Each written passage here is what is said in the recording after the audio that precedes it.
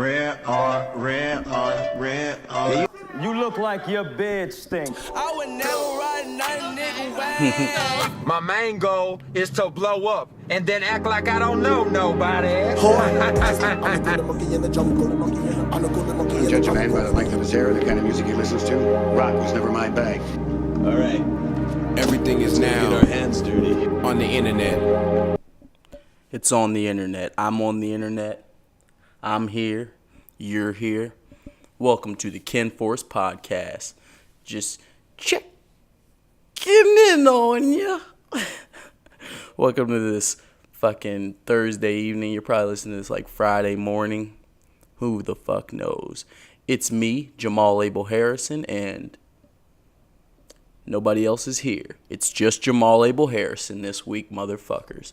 So this is gonna be a fucking extra based episode. Are you ready for this?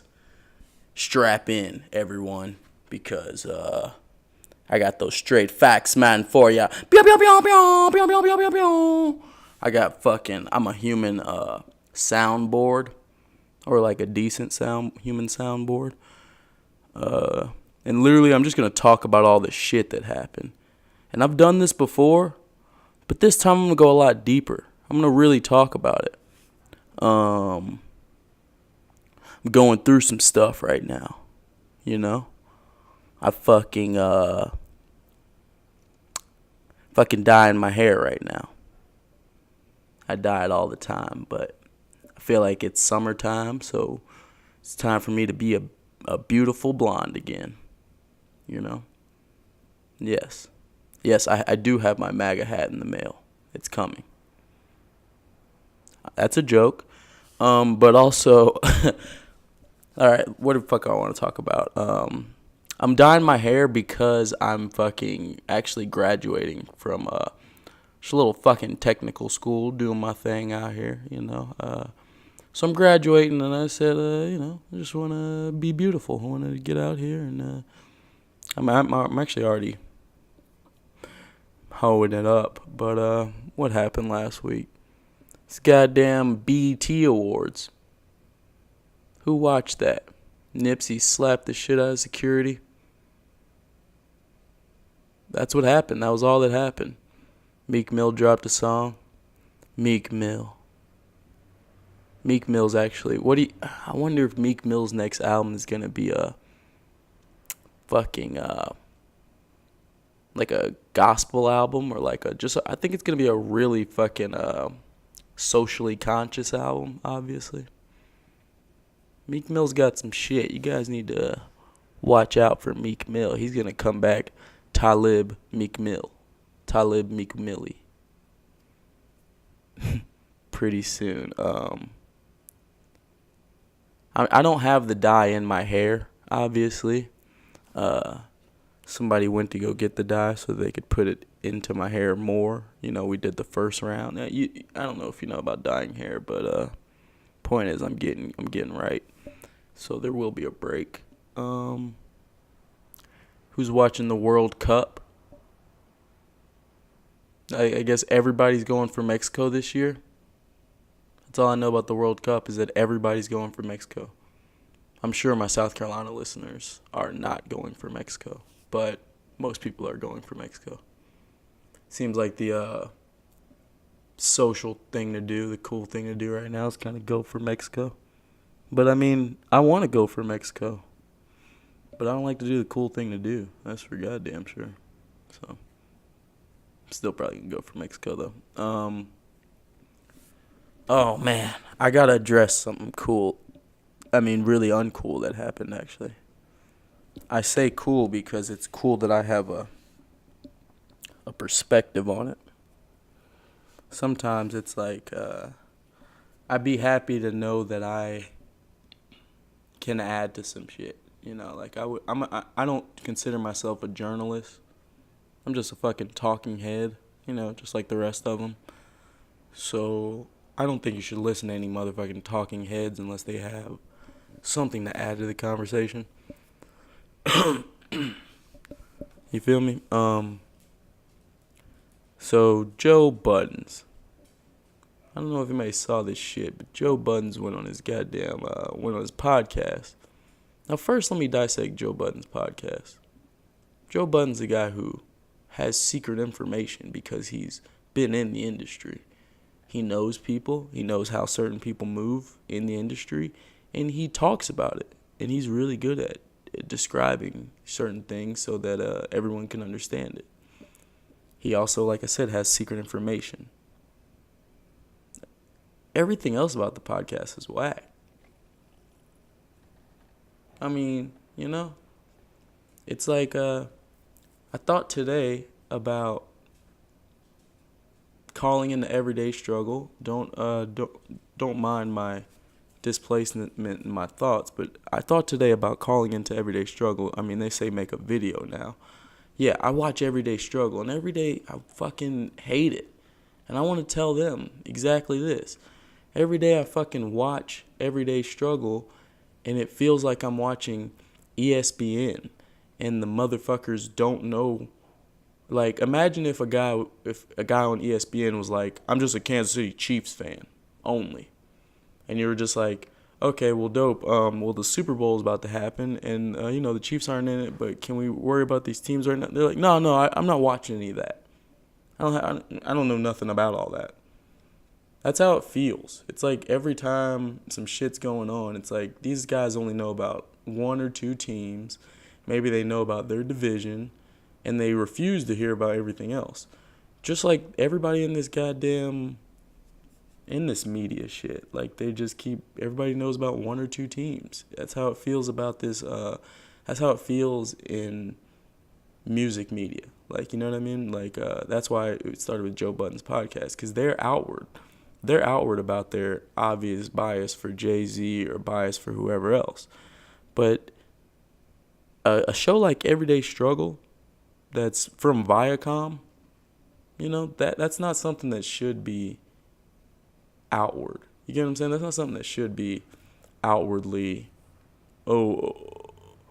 we're outwardly biased and we only watch, two of the 10 teams that, two of the 15, 20, 25 teams. Like, we only watch two of them because we don't care about the rest of them. Academics watches 3. Fucking Wayno watches a different 3.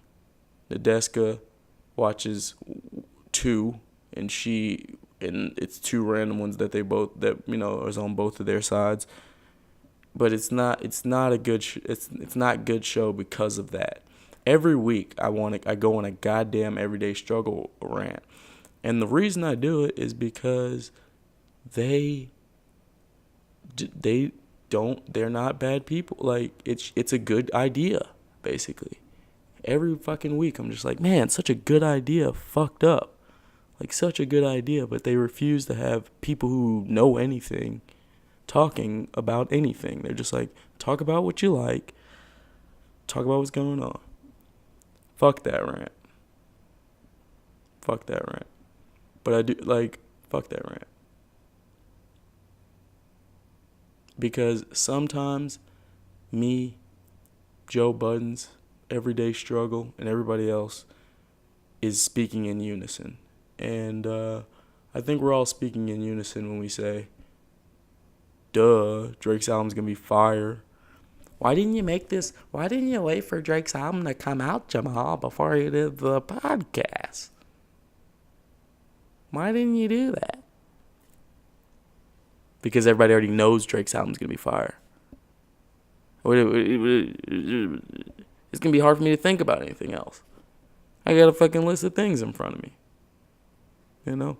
World Cup / Nipsey / I got a list of subjects here in front of me. I'm not even going to be able to think about these goddamn subjects when Drake's supposed to drop a double album. It's supposed to be one is singing and one is rapping. This is what I'm hearing. So I'm not going to fucking wait for the Drake album to drop. It's already a classic. We already said it. Everybody already said it. The media everybody said it. It's already a classic. Drake album's a classic. Drake's album's a classic. This is the day before Drake's album comes out. Just so everyone knows. I don't know if this Ja Rule and Ashanti album is going to be a goddamn classic, but we'll see. We'll see. Raise your hand. Leave a comment. Tell your neighbor if you're waiting on this Ja Rule and Ashanti album. Let us know. You know, you got a fucking hotline right here in the shit. If you'd leave, more messages, we could play more messages. You know, we got a goddamn hotline.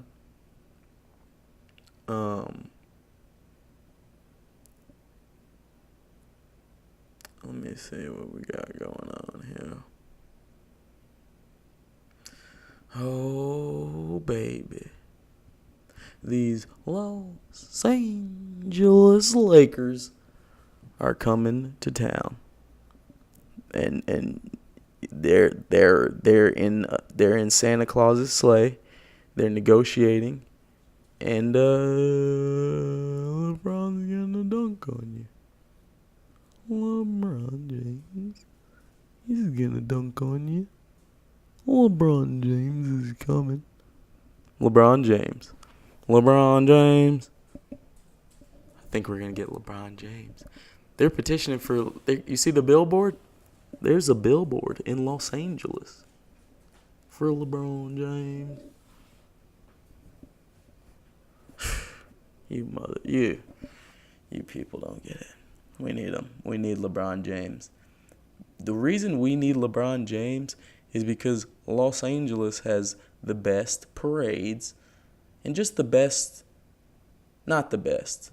I just selfishly want it. I selfishly want street parties. I'm sure someone does street parties. I'm sure half of America does street parties better than Los Angeles. But there's better looking people here. So, I want to have sex with them.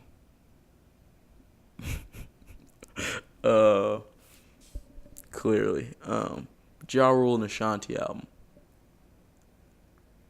I would listen to a Ja Rule and Ashanti album when no one's around all the time. Like, at the a whole summer? I don't know. Because Ja Rule, he's probably going to come with them old-ass flows. I mean, it's like, we got faith. I mean, somebody can just write Ashanti some fire or something, you know. But Ja Rule, the nigga be trying to write his bars. Baby, my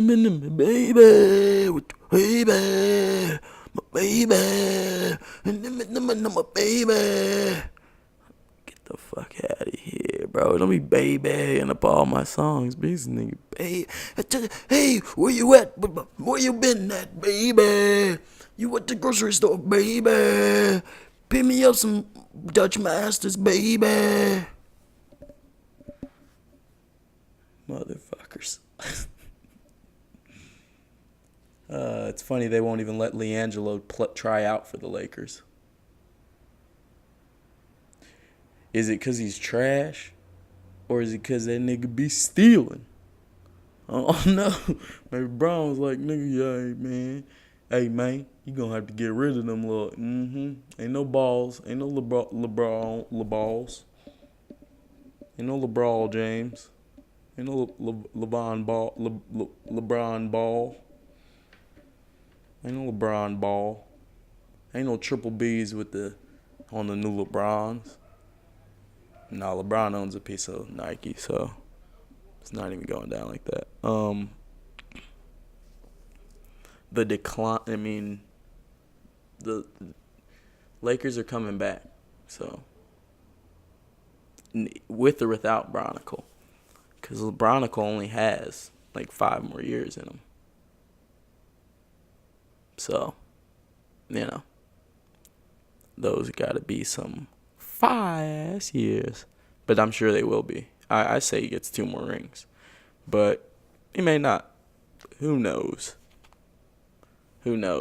Okay. Oh, yeah. What was I saying earlier? I was saying Buttons versus Rosenberg.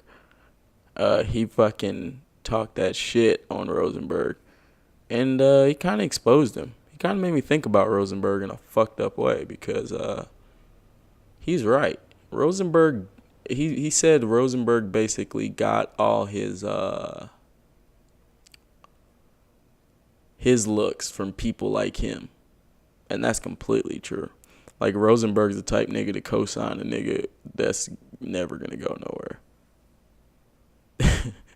He's the type nigga to put on a good late night, like a good show on the radio station type shit. But, like, what is he talking about? The skills of the bars and the jizz. He's the type nigga he's got stocks in Asher Roth. And, I mean, not even out of, like, just pure whiteness. Like, he's just... he exposed him, like you said. He's like just the white guy. He has all the very typical white guy in hip hop ideals. And they're like, yeah, I'm a white guy, and everybody knows, and they fight the power, fight the power that be. Am I right? I mean, come on, we all grew up on that. Come on, and it's like, I don't know if that's a good idea. Just don't know if it's a good idea. I mean, it's like it's something, but it doesn't mean I gotta watch that shit. Basically, is what I'm saying. I ain't got nothing to do with all that.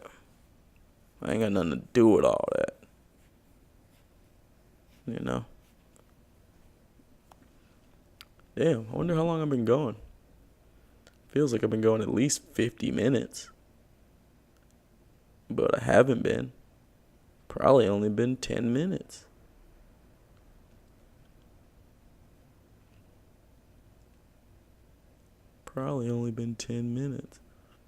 Let me see. Let me let you guys know if there's anything I think that you should listen to. It's come out as of recent. Basically getting off of the I'm getting off of the docket list, the usual list, and I'm getting into the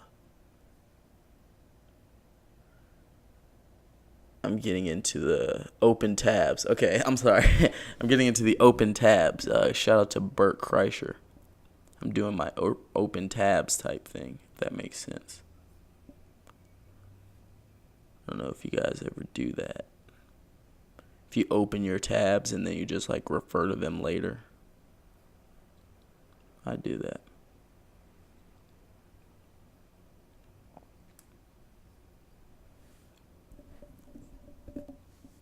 Alright, back to this point. Fuck all the tabs, because that's the type of thing that I'm just going to sit here silently and click my tabs. That's a terrible idea. But what I will tell you is they should just give me the fucking license to do the Everyday Struggle thing, or a different show with a similar, like, I have an idea for a show that's like Around the Horn for hip hop, where you have a guy from each area, and then you have me, the super genius, who obviously knows the most about all of hip hop music. I know the hip hop. But no, I mean, you just have a super nerd, a guy who, kind of like I was born in New York City, and I was raised in South Carolina, and I've lived in Los Angeles for the last 7 years. So, like, as a child, I grew up listening to, in my family, from fucking music from older people from New York and music from older people from South Carolina. You know what I'm saying? Like, I had a lot of family, like, both places. So I always grew up with the older kids, and I did that thing, and I knew my history. I knew about the Ice Cube and that's not what I was listening to when I was a kid. When I was a kid, I was listening to Busta Rhymes, Extension Level Event. I was listening to, Outkast, Aquemini. I was listening to, but I was actually even listening to Onyx. I was listening to fucking Eric Sermon, So I was doing all that as a kid. I was listening to Redman. You know what I'm saying? I was listening to Wu-Tang. I wasn't really listening to Wu-Tang, honestly. I didn't listen to Wu-Tang until about college, because that was older than... That was like... Actually, no. I remember that yellow CD would be floating around all the time, and everybody would always say, play number 2. Listen to number 2. number 2 on the yellow CD. So that's Wu-Tang. Who, point is, I grew older. I understood that much. But as I got older, I listened to, everything that you're supposed, I listened to everything from Pastor Troy to Gorilla Zoe to, Lil Jon and East Side Boys, all that shit, Crime Mob. I listened to every piece of music as I grew. But at the same time, I would listen to De La Soul at that time, But I would, you know what I'm saying? You need a guy that really is in this shit. And nowadays, I listen to, Comethazine, Trippie Redd, you know what I'm saying? Like the newest people, like I feel like it's the same as when I was a kid. I feel like it's just like sports or something. Like it's like what's happening. I remember back when John Elway or Troy Aikman was playing. Like I'm that type of guy. Like, so we need to put a show together. You guys reach out to me. Put a show together about motherfuckers can discuss things that come out on a level of, hey, I really know what's going on. And Joe Buttons is the only person I've ever seen on TV qualified enough to be there. But he still clearly, like you said, has a bias. We all have a bias, but you can't have a bias towards understanding. You can't say, oh, I don't want to understand that. That's dirty to be like, I don't want to understand. But he's the most qualified out of anybody else because everybody else just comes with their prior knowledge. They don't know shit about a subject. They haven't even listened to an album that they're supposed to talk about, and they're just like, well, I'll just. And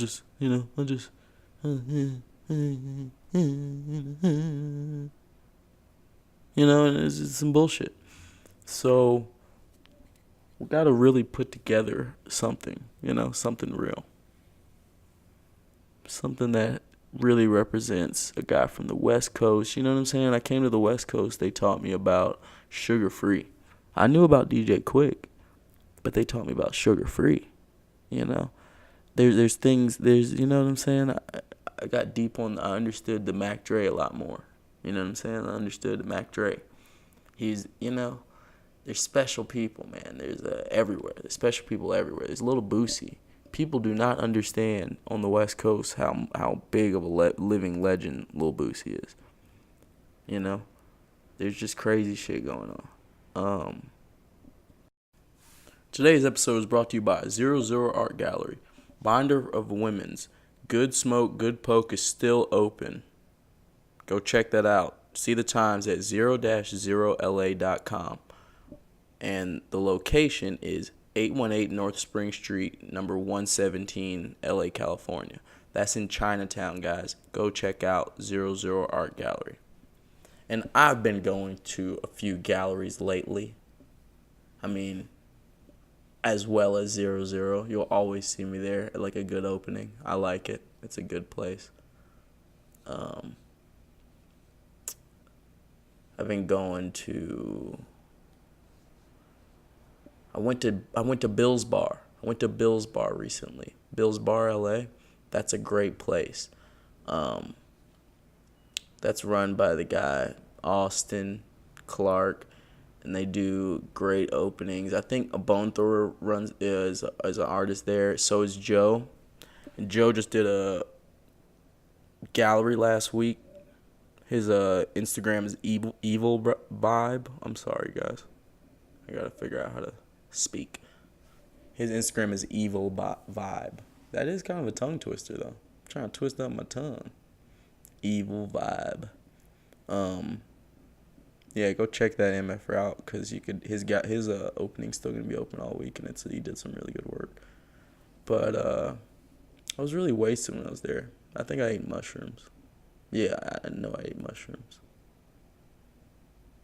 But yeah, I've done a bunch of drugs at old Bill's Bar. It's a fun place. Where else do I like to go? Oh, but simultaneously, Super Chief was having a closing downtown. They were closing their spot. That's a place to get wasted at, too. It's a good place. And they always have a lot of different artists there. So you get to see a lot of work, That's what it's about. The Los Angeles experience is about getting wasted and seeing good works of art.